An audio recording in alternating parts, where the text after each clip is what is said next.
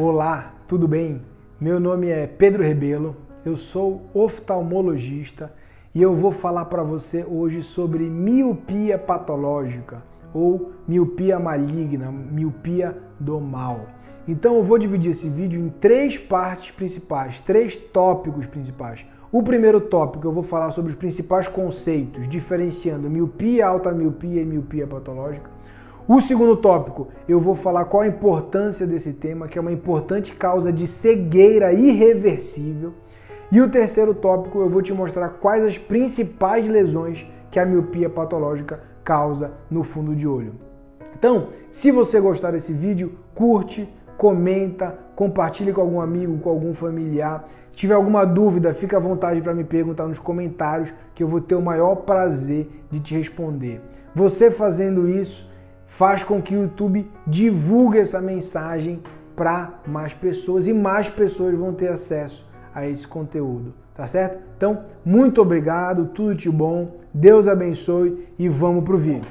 Nesse primeiro tópico, eu vou falar sobre três conceitos importantes. Então, o primeiro conceito sobre o que é a miopia, o segundo conceito sobre o que é a alta miopia e o terceiro conceito é sobre o que é a miopia patológica. Então, miopia é quando o olho tem muito poder, um alto poder óptico. Qual a consequência do olho ter um alto poder óptico? É que a imagem, ao invés de cair sobre a retina, ela cai antes da retina. Qual a consequência disso? Para longe, a pessoa não enxerga com nitidez, sem óculos, mas quando ela aproxima a imagem, ou seja, quando ela enxerga para perto, ela está empurrando a imagem sobre a retina e ela enxerga com nitidez, sem óculos. Como a gente trata geralmente a miopia? A gente tem que fornecer para a pessoa uma lente negativa, uma lente divergente que faça com que a imagem seja empurrada para sobre a retina. E a imagem, ao cair sobre a retina, a pessoa vai enxergar com nitidez. Então, isso é o conceito básico do que é miopia. O segundo conceito importante que a gente tem que entender é o conceito de alta miopia, ou seja, é uma miopia excessiva. Quanto é essa alta miopia? Então, é quem tem um grau de miopia acima de -6, ou seja, -6, -6.1, -6,5, -7. E associado a isso, ela tem um grande comprimento axial, ou seja, tem um olho grande, tá? Quanto é um olho grande? Então é um olho acima de 26,5 milímetros. Então quando ela tem um olho acima de 26,5 milímetros ou um grau acima de -6 dioptrias, a gente fala que essa pessoa tem uma alta miopia. Então esse é o segundo conceito de alta miopia. Miopia excessiva, uma miopia causada pelo alongamento ocular, pelo grande diâmetro ocular, pelo grande tamanho ocular. E o terceiro conceito que eu vou te falar é sobre a miopia patológica.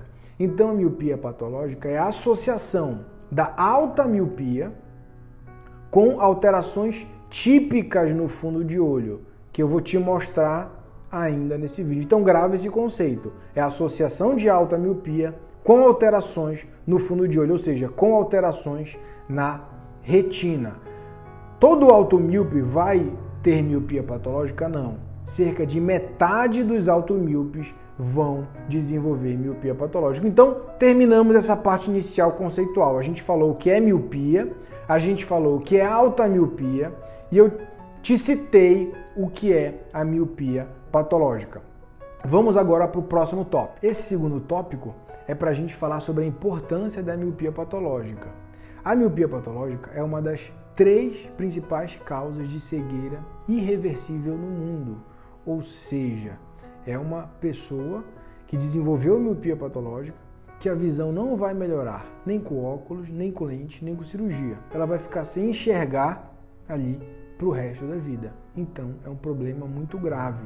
Principalmente por quê? Porque afeta pessoas em idade produtiva. Pessoas ali entre 20, 30, 40 anos. Então, se a gente pega os jovens, a miopia patológica é a principal causa de cegueira irreversível. Então, essa é a primeira importância. Essa é a primeira preocupação. A segunda preocupação com relação à miopia patológica que os trabalhos mostram que no ano de 2000, cerca de 23% da população mundial tinha miopia.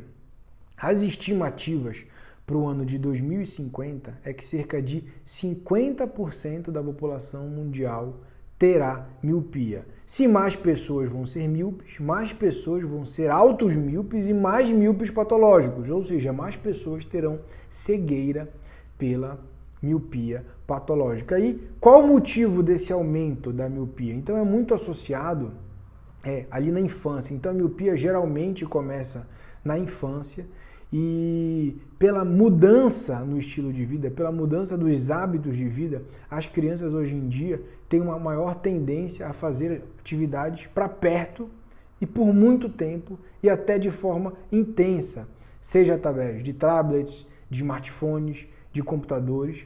Isso se intensificou ainda mais nessa época de Covid. Então, com aulas online, com atividades online, com tudo sendo feito online. Associado a isso, a gente pode elencar mais um ponto, que é a diminuição das atividades ao ar livre. Então, essa soma de atividades para perto, através de telas, e a ausência ou diminuição dessas atividades ao ar livre, aumentam o surgimento mais precoce de miopia. E se surge mais precoce, tem uma maior tendência a progredir e se transformar numa alta miopia, e virando alta miopia, metade pode desenvolver miopia patológica. Só que qual é o grande problema? A miopia patológica ela não se manifesta em crianças e em adolescentes. É raro.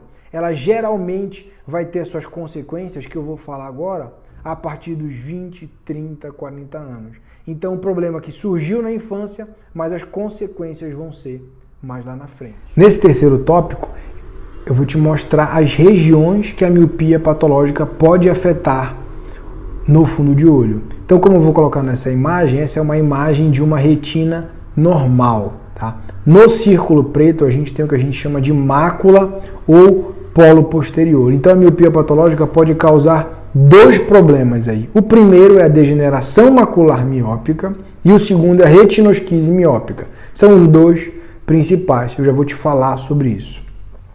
A segunda região, aquele círculo amarelo, é a cabeça do nervo óptico. Então, míopes, altos míopes e míopes patológicos possuem uma maior associação com glaucoma, principalmente glaucoma de ângulo aberto. E glaucoma é uma causa de cegueira, então esses pacientes também podem desenvolver glaucoma.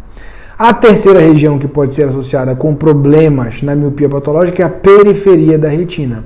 Então, como eles têm a retina esticada, a retina pode ter uma fragilidade, rasgar, entrar líquido, descolar a retina, infartar a retina e evoluir com uma cegueira ou uma baixa de visão, tá bom? Então essas são as três principais regiões afetadas na miopia patológica: mácula, disco óptico e a periferia da retina. Eu vou falar de cada uma delas. Então, dentro desse terceiro tópico, eu vou começar te falando sobre a degeneração macular miópica. Então eu vou colocar a imagem de um olho normal e de um olho com miopia patológica. O que aconteceu no olho com miopia patológica? Então foi um olho que cresceu, alongou progressivamente. Qual a consequência disso? Então as camadas do olho elas vão ficando cada vez mais finas. Então eu vou colocar essa imagem, é uma tomografia de uma retina normal. Então percebe que a gente tem a retina, a coroide e a esclera. Agora eu vou colocar uma tomografia de uma retina de uma pessoa com miopia patológica. Então percebe que a retina é mais fina, quase não tem coroide e a esclera também é mais fina. Além disso, essas pessoas elas formam como se fossem abaulamentos, como se fossem bolsões no globo ocular. A gente chama isso de estafiloma. Então são áreas que são ainda mais esticadas, ainda mais alongadas. Nessas regiões de onde ficam esses estafilomas, esses bolsões, que vão ocorrer principalmente as degenerações maculares miópicas. Começando a falar sobre a degeneração macular miópica. Então, ela tem uma evolução lenta e progressiva. Eu vou colocar a imagem do estágio 1, que a gente chama de fundo tecelado, a gente consegue ver bem os vasos da coroide, como eu estou apontando ali na seta. A pessoa enxerga ainda normal, tá? Nesse caso, ela nem é dita que ela tem uma miopia patológica, então os altos míopes geralmente têm esse fundo de olho. O estágio 2 é o que a gente chama de atrofia coreo-retiniana difusa. Ela ainda enxerga normal, então esse centro mais claro, branco-amarelado, então é uma área que tem uma importante atrofia da retina e da camada de baixo, que é a coroide. Esse estágio 3 agora é o que a gente chama de PETs de atrofia. Então são áreas que não tem mais retina externa. Ou seja, se não tem retina externa, se não tem fotorreceptor, não tem captação de imagem. A pessoa não enxerga nada, não capta luz, é um preto. Então ela já tem vários pretos, vários escotomas em seu campo visual.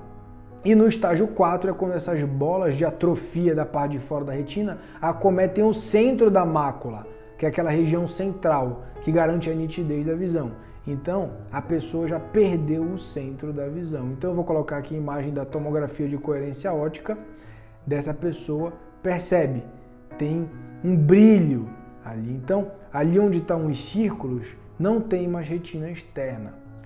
Então, ela não tem mais captação visual nessa visão. Então, esse é uma tomografia normal e compara com a tomografia que eu mostrei antes. Então, a pessoa perdeu a retina externa. Na degeneração macular, qual o sintoma final? Então, a pessoa tem o que a gente chama de escotoma visual central. Então, o centro da visão dela é todo preto. Ela não enxerga nada. Durante a evolução dessa degeneração macular miópica, tem uma complicação importante de citar para vocês. Por esse estresse, por a retina estar toda esticada, surgem mediadores inflamatórios que levam à formação de vasos embaixo da retina. Então a pessoa faz o que a gente chama de uma neovascularização macular miópica. Surgem vasos embaixo da retina e a queixa do paciente é principalmente o quê? Distorção visual. Tem uma piora da visão e uma distorção das linhas. É o que a gente chama de metamorfopsia. Então ela desenvolveu vasos embaixo da retina. E como é que a gente trata isso? É através da realização de injeções intraoculares, injeções de anti-VEGF. Qual o grande problema do desenvolvimento dessas membranas, desses vasos subretinianos? É que eles aceleram a progressão para aquele estágio 4, que tem uma atrofia, como eu vou colocar nessa imagem de novo, evoluiu para uma atrofia do centro da visão e a pessoa pode ficar com uma sequela, com aquele preto central, para sempre. O segundo problema que afeta a mácula, ou seja, aquela região central, esse círculo que eu estou mostrando, é o que a gente chama de maculopatia miópica tracional ou retinosquise miópica. Então, por que acontece isso? Eu vou colocar esse esquema que tem 3 forças agindo na retina. Essa primeira está puxando a retina, essa seta branca está puxando a retina na direção posterior para trás. A seta vermelha está puxando a retina em direção à cavidade vítrea. E essa seta amarela está puxando a retina de lado, tangencialmente. Quem está fazendo isso é a camada mais superficial da retina, que a gente chama de membrana limitante interna. Ou seja, tem forças na retina assim, força para dentro, força para fora. O que acontece? Divide, explita, gera uma esquise na retina, como eu vou colocar nessa imagem de tomografia de coerência óptica. Então o normal é ser dessa forma a retina. Essa é a retina normal. Nesse caso, a pessoa está com a retina toda esticada, toda puxada. Tipicamente o que acontece? Ela tem uma baixa acuidade visual, mas essa visão tende a estabilizar. Tá? O problema tende a manter estável na grande maioria dos casos, então tende a não progredir, então tende a não dividir mais a retina. Porém, alguns casos podem evoluir com um buraco na mácula, como eu vou colocar nessa imagem, ou mesmo pode evoluir com líquido embaixo da retina, então descolando a retina na região macular. Então, dependendo dos casos, a gente pode precisar de uma cirurgia. Então a gente faz nesses casos uma vitrectomia com peeling dessa membrana. A intenção é o quê? É diminuir ao máximo as forças de tração. Então a gente tira a tração anterior do vítreo e a gente tira essa membrana que gera essa tração tangencial, que é a membrana limitante interna. Tá certo?